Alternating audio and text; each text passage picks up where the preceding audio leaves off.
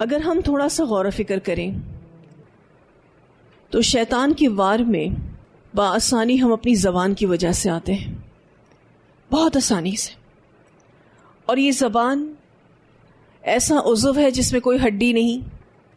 آپ جب چاہیں اس کا استعمال کر سکتے ہیں، جیسا چاہیں اس کا استعمال کر سکتے ہیں.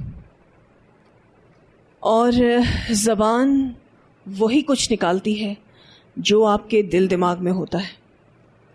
ایسا نہیں ہو سکتا کہ دل بہت اچھا ہو اور زبان خراب ہو، ایسا ہو نہیں سکتا. رسول اللہ صلی اللہ علیہ وسلم کی ہمیں بہت ساری احادیث ملتی ہیں جس میں اس اعتبار سے ہماری ٹریننگ ہوتی ہے کہ ہمیں اپنی زبانوں کو قابو رکھنا ہے. یہ وہ عضو ہے جو اللہ سبحانہ تعالیٰ نے ہمیں بہترین عطا کیا ہے، جس سے ہم ذکر الہی کرتے ہیں.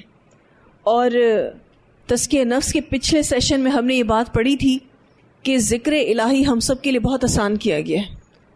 اسی وجہ سے اللہ سبحانہ تعالیٰ نے ایسی چیز ہمیں عطا کی الحمدللہ کہ ہم تھوڑا سا اس کو حرکت کرتے ہیں، بہت بڑے بڑے اجر ہم حاصل کر لیتے ہیں.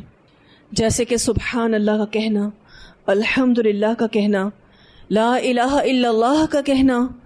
آپ دیکھیے تو یہ آسانی سے ادا ہونے والے جملے جو اس عضو سے ادا ہوتے ہیں کتنے بڑے بڑے اجر و ثواب کا باعث ہمیں بنا دیتے ہیں الحمدللہ.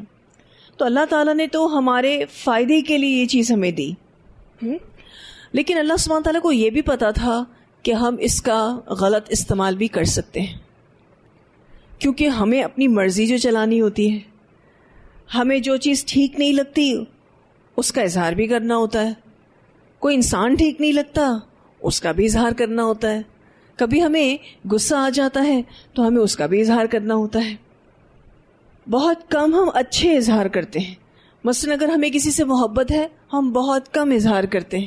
ہمیں کسی کو اپریشیٹ کرنا ہے ہم بہت کم اپریشیٹ کرتے ہیں. یعنی حوصلے بڑھانے کا کام ہم بہت کم کرتے ہیں، حوصلہ شکنی ہم بہت کر جاتے ہیں. تو اللہ تعالیٰ کو پتا تھا کہ ہم اس زبان کا غلط استعمال کر سکتے ہیں. اس وجہ سے اس نے ہماری تربیت قرآن میں بھی کی ہے اور احادیث کے ذریعے بھی کی ہے کہ اپنی زبانوں کو قابو رکھو، کیونکہ یہ زبان آپ کو یا تو عرش پر بٹھائے گی یا پھر فرش پر گرائے گی. یا تو آپ اس کا اچھا استعمال کریں گے یا آپ اس کا برا استعمال کریں گے، کیونکہ یہ ایک ایسا عضو ہے کہ جس کو کنٹینیوسلی کام کرنا ہی کرنا ہے. یہ کام کرتا ہی رہتا ہے، یا تو اچھے طریقے سے یا پھر برے طریقے سے. امام شافعی رحمہ اللہ کا ایک قول ملتا ہے. امام شافعی فرماتے ہیں، اے انسان اپنی زبان کو روک کے رکھ، کہیں تجھے ڈس نہ لے، اس لیے کہ زبان ازدہا ہے. اپنی زبان کے ڈسے ہوئے کتنے لوگ آج قبرستان میں پڑے مبتلا ہیں، یعنی عذاب میں، حالانکہ دنیا میں وہ ایسے بہادر تھے کہ ان سے بڑے بڑے زبردست ہیبت کھاتے تھے. امام شافعی نے زبان کو کیا کہا ہے؟ ازدہا، سانپ ہے. یہ منہ میں سانپ لے کر بیٹھے ہیں اور اپنی ہی زبان کا ڈسا ہوا. ابھی تو ہمیں پتہ نہیں چلتا کہ جو بھی زبان کی ہلاکتیں ہیں ابھی ہمیں پتہ نہیں چلتا، لیکن جیسے ہی موت قریب آئے گی تو سب کچھ پتہ چلنا شروع ہو جاتا ہے. پھر یہ کہ قبر میں عذاب زبان کی وجہ سے. احادیث تو اس ٹاپک پر بہت ساری ہیں، لیکن ان احادیث کو الحمدللہ آپ سب جانتے بھی ہیں. جیسے کہ ایک حدیث میں آتا ہے نا کہ زبان کا ایک کلمہ آپ کو، حالانکہ ایک بالشت صرف آپ جنت سے دور تھے، جہنم کے قریب کر دیتا ہے. ایک بالشت کیا ہوتا ہے؟ اتنا تھوڑا سا فاصلہ باقی تھا جنت میں جانے کے لیے، لیکن ایک جملہ، ایک بات آپ کو جہنم رسید کر سکتی ہے. زبان کی ہلاکتیں بہت ہیں. جہاں اس کے بینیفٹس بہت ہیں وہاں اس کی ہلاکتیں بھی بہت ہیں اگر اس کا غلط استعمال کیا تو.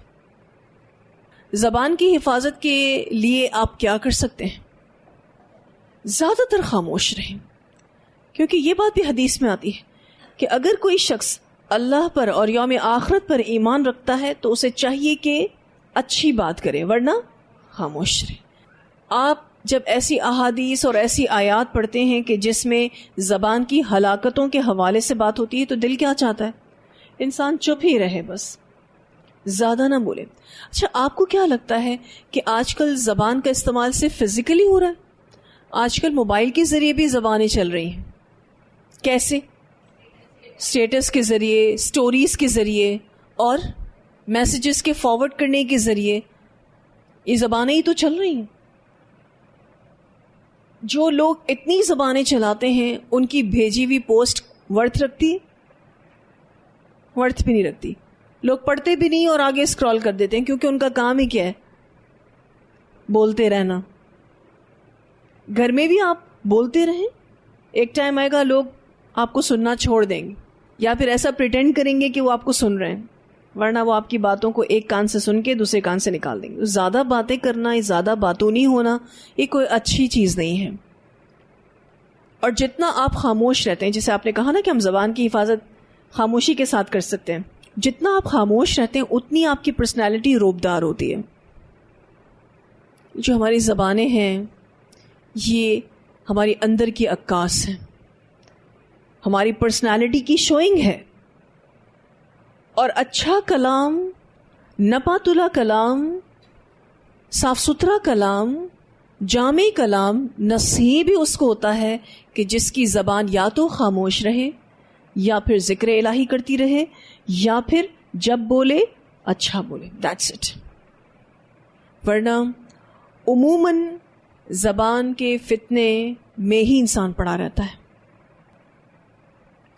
آپ نے اپنی اسکولز میں یہ پڑھا ہوگا کہ پہلے تولو پھر بولو. ہم کیا کرتے ہیں؟ پہلے بولتے ہیں پھر تولتے ہیں. ہمارا کام ہی الٹا ہے. اس کی وجہ سے جو ریاکشنز ہم دیکھتے ہیں بڑے خطرناک ہوتے ہیں. اللہ کرے کہ واقعی یہ بات ہم سیکھ جائیں کہ پہلے ہم تولنے والے ہوں اور پھر بولنے والے ہوں. اس کے لیے آپ کو بہت ضروری ہوتا ہے کہ آپ تحمل مزاجی اختیار کریں. ہر چیز سوچ کر بولیں. یہ جو منہ پھٹ ہونا ہے نا بڑا ہی خطرناک ہے. آپ نے دیکھا ہوگا بہت سارے لوگ وائس نوٹ کرتے ہیں اور اس کو پھر فوراً سے ڈیلیٹ کرتے ہیں. کیوں؟ کیونکہ بول کر احساس ہوا صحیح نہیں بولا یا جملے ٹھیک نہیں تھے، فوراً سے اس کو ڈیلیٹ کرتے ہیں. شکر ہے کہ ڈیلیٹ کرنے کی یہ اپرچونٹی ہمارے پاس ہے. یہی تو سارے مسئلے ہیں. سوچ کر بولیں، تول کر بولیں، نوبت ہی نہیں آتی. ٹھیک ہے، لمبی لمبی باتیں بھی نہیں ہوتی، کلام مختصر ہوتا ہے، اچھا ہوتا ہے. ٹھیک ہے، تو انشاءاللہ ہم سب کوشش کریں گے کہ اپنی زبانوں کا اچھا استعمال کریں. میری اور آپ کی تو صرف نیت ہوگی، ارادہ ہوگا، مدد اللہ کی ہے. اللہ تعالیٰ ہماری مدد کرے گا انشاءاللہ تعالیٰ. اور یہ جو زبان جیسی نعمت اللہ تعالیٰ نے ہمیں دی، آپ کو شاید اس بات کا احساس ہے یا نہیں ہے مجھے نہیں معلوم، لیکن یہ بہت بڑی نعمت ہے. بولنا بہت بڑی نعمت ہے. جو بول نہیں سکتے آپ ان سے پوچھیں کبھی کہ وہ اپنی فیلنگز کو بتانے کے لیے، اپنی بات کو کرنے کے لیے اشاروں کے محتاج ہیں. اور بسا اوقات کوئی اشارہ ان کا سمجھتا اور کوئی نہیں سمجھتا، لیکن آپ تو جملہ بولیں بالکل سمجھ میں آ جائے گا سامنے والے کو. اللہ تعالی ہم سب کو اپنی زبانوں کا بہترین استعمال کرنے کی توفیق عطا فرمائے. اللہ ہمیں ایسی زبان عطا کرے جو ذکر اور شکر سے بھری ہوئی ہو. آمین.